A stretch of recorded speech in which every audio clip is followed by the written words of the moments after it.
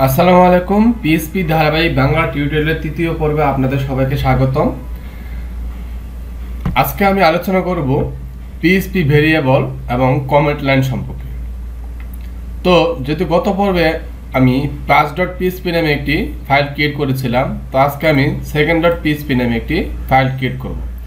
এজন্য আমাদের কি করতে হবে, এখানে আমি ফাইলে গিয়ে একটি নিউ ফাইল ওপেন করলাম। তারপর আমি ফাইলে গিয়ে সেভ এজে গিয়ে, যেহেতু আমাদের কাজ করতে হবে কোথায়, আপনার পিএসপি তা লোকাল ডিস্কসিতে htdocs এর মধ্যে, জ্যাম্পের মধ্যে htdocs-এর মধ্যে।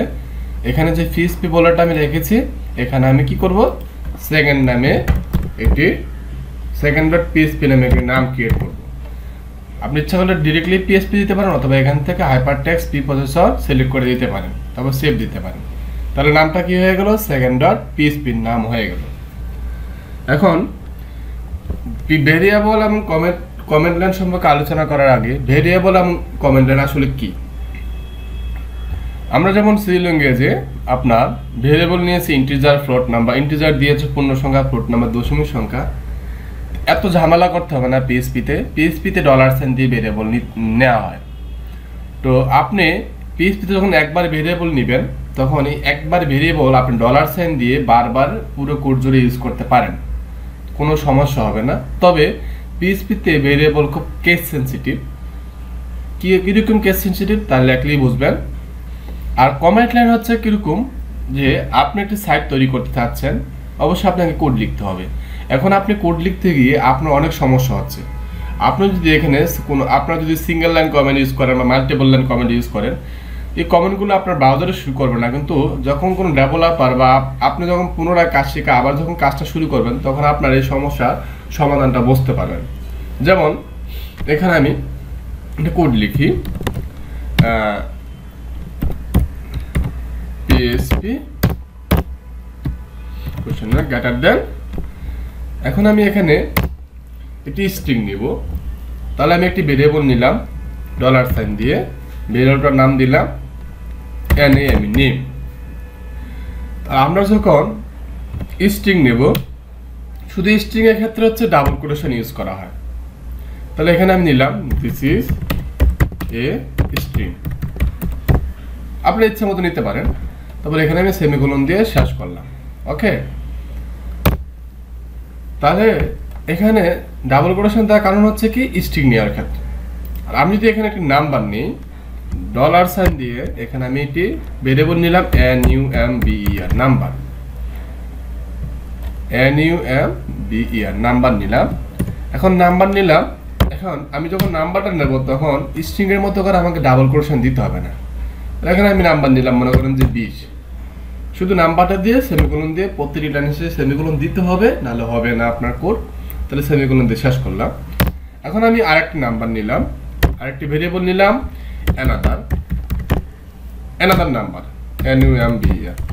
কিন্তু যখন এই ভেরিয়েবলটি নিয়েছেন, এই ভেরিয়েবলটি আপনার কখনো কাজ করবে না। কেন কাজ করবে না? পিএইচপিতে যখন ভেরিয়েবল নেওয়া হয়, একের অধিক স্ট্রিং নেওয়া হয়, তখন স্পেস দিয়ে কোনো স্ট্রিং নেওয়া হয় না। এটা হচ্ছে একটা রোল। কিভাবে নেওয়া হয়, হয় বড় হাতের অক্ষরে লিখতে হয়, অথবা একটা স্ট্রিং এর পরে আপনার আন্ডারস্কোর দিতে হয়। এই যে এটা হচ্ছে আপনার শুদ্ধ। এখন আপনি এখানে অ্যানাদার নাম্বার নিলেন হচ্ছে 30, সেমিকোলন দিয়ে শেষ করলাম।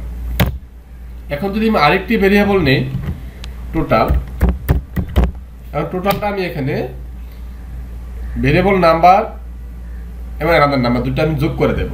তাহলে দুটো আমি যোগ করলাম। তাহলে কি করতে হবে, আমাকে দুইটা ভেরিয়েবল যোগ করতে হবে, নাম্বার প্লাস $সাইন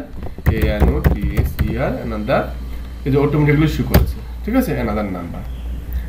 তারপর আমি এখানে সেমিকোলন দিয়ে শেষ করলাম। ওকে, এখন আমি কি করব, এই যে টোটালটাকে আমি অ্যাক্সেস করে দেব কি দিয়ে, ইকো দিয়ে, ECSU ইকো $সাইন টোটাল, টোটাল।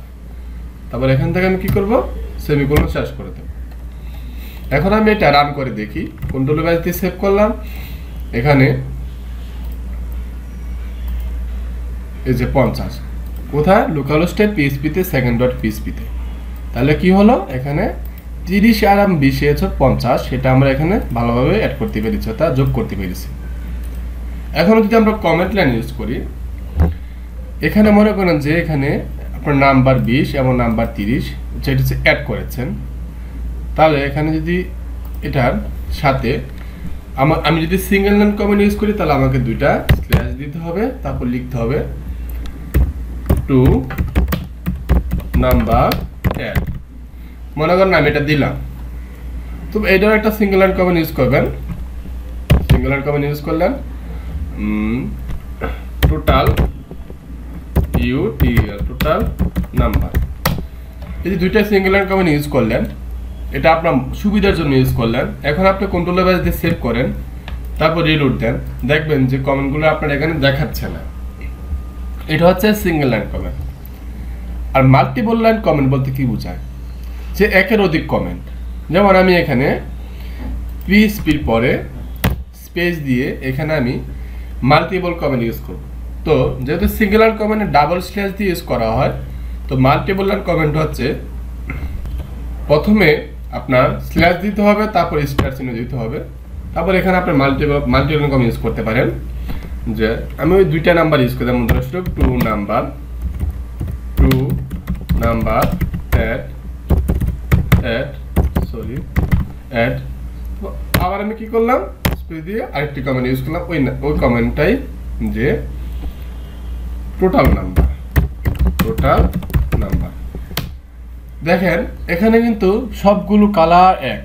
যখন আমি এখানে শেষ করে দেব, আগে স্টার তারপর স্ল্যাশ, তখন দেখবেন যে এটার কালার কিন্তু অন্যরকম হয়ে গেছে। কমেন্টগুলোর কালার এক এবং কোডগুলোর কালার এক।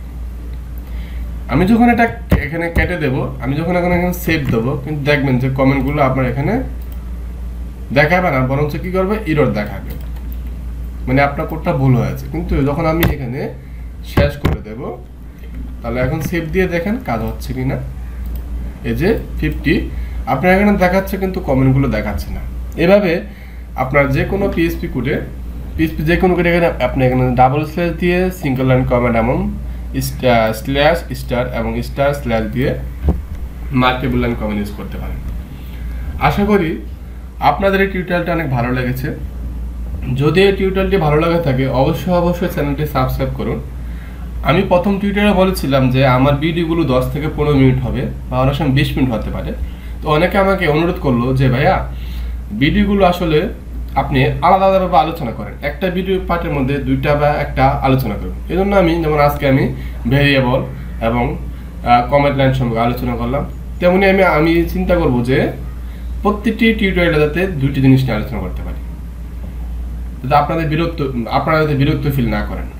আশা করি আপনারা আমার সঙ্গে থাকবেন এবং চ্যানেলটি সাবস্ক্রাইব করবেন। ভালো থাকবেন।